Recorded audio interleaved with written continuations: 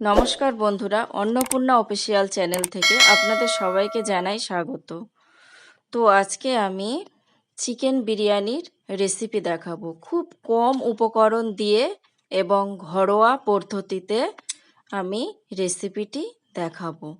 তো চলুন রেসিপিটি প্রথম থেকে শেষ পর্যন্ত দেখে নেওয়া যাক। তো প্রথমে আমি এখানে বাসমতি চাল 1 কেজি গ্রাম মতন নিয়ে নিয়েছি।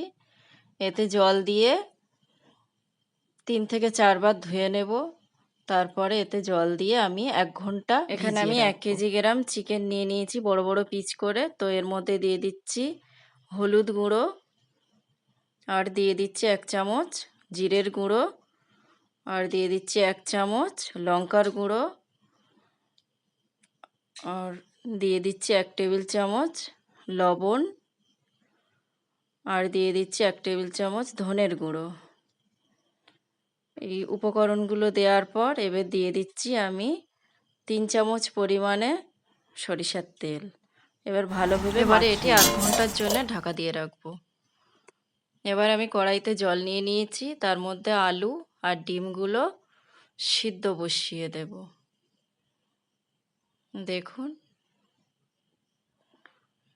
আলু আর ডিমগুলো আমার সিদ্ধ হয়ে গেছে। এবারে আমি হলুদ ছড়িয়ে দিচ্ছি, এবারে দেব লবণ, তারপরে এগুলো মাখিয়ে নিয়ে কড়াইতে তেল গরম হয়ে গেছে। এবার আমি প্রথমে ডিমগুলো ভেজে নেব।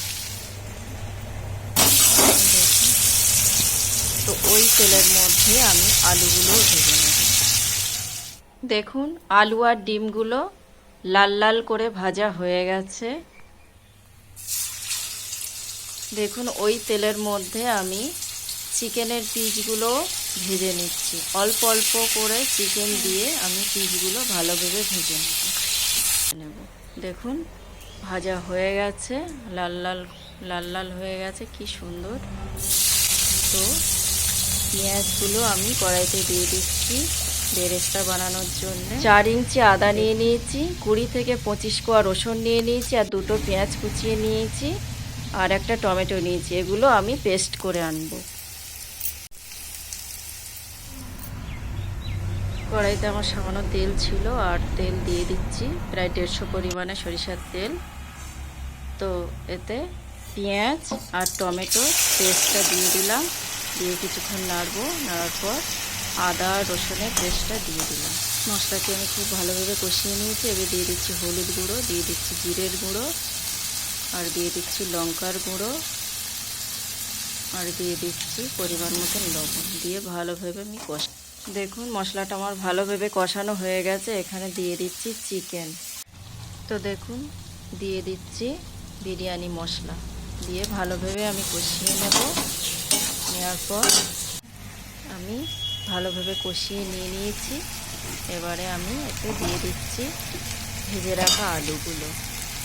তো চিকেন আর আলুগুলো আমি খুব ভালোভাবে কষিয়ে নিয়েছি। এবার এতে দিয়ে দিচ্ছি 1.5 গ্লাস পরিমাণে জল। দেখুন বন্ধুরা আলু আর চিকেনগুলো আমার খুব ভালোভাবে সিদ্ধ হয়ে গেছে। তো এবারে আমি আলু আর চিকেনগুলো তুলে নেব। তো রাইসের জন্যে আমি জল নিয়ে নিয়েছি, আর তার মধ্যে লবণ দিয়ে নিয়েছি। এবারে দেব আমি তেজপাতা, তারপরে গরম মশলা, এলাচ, দারচিনি, আর দেব গোলমরিচ, আর দেব সাদা তেল। তো দেখুন জলটা আমার টকবক করে ফোটা শুরু হয়ে গেছে। এবারে দিয়ে দিচ্ছি রাইস। দেখুন বন্ধুরা রাইসটা আমার 80% হয়ে গেছে। এবারে আমি এটিকে নামিয়ে নেব। আর তার মধ্যে দিয়ে দিচ্ছি 1 চামচ পরিমাণ ঘি।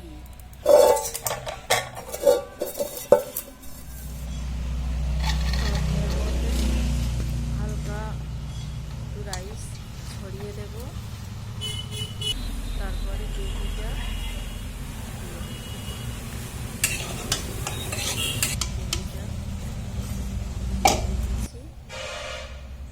তারপর এর মধ্যে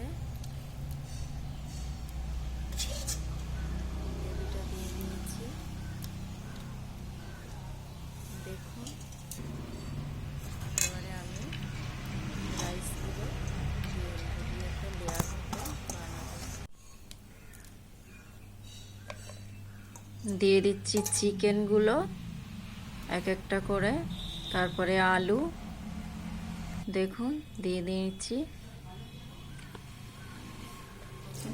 দেখুন চিকেনগুলো খুব ভালোভাবে সাজিয়ে নিচ্ছি। এরপরে ডিমগুলোও দিয়ে নিয়েছি। তো তারপরে দিয়ে নেব রাইস, এর ওপর দিয়ে রাইসগুলো দেব।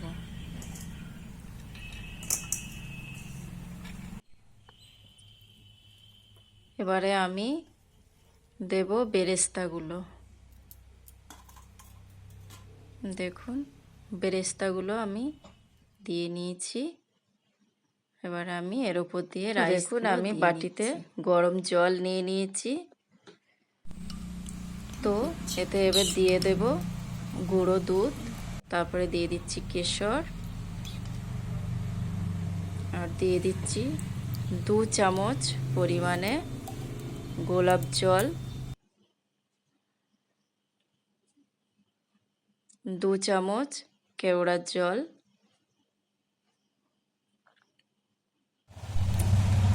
3 চামচ ঘি দিয়ে দিয়েছি, সামান্য পরিমাণে ফুড কালার দিয়ে দিচ্ছি।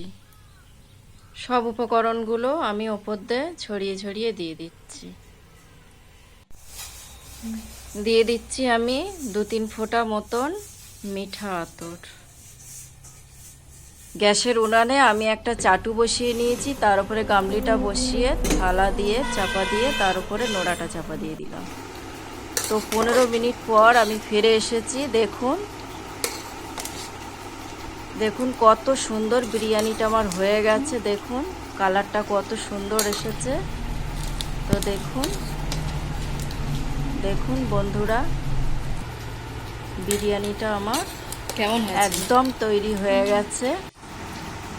তো দেখুন আমি একটা থালার মধ্যে নামিয়ে নিয়েছি। দেখুন কত সুন্দর কালার এসেছে আর গন্ধে সারা বাড়িতে ছড়িয়ে গেছে। তো ফুল ভিডিও দেখার জন্যে ধন্যবাদ।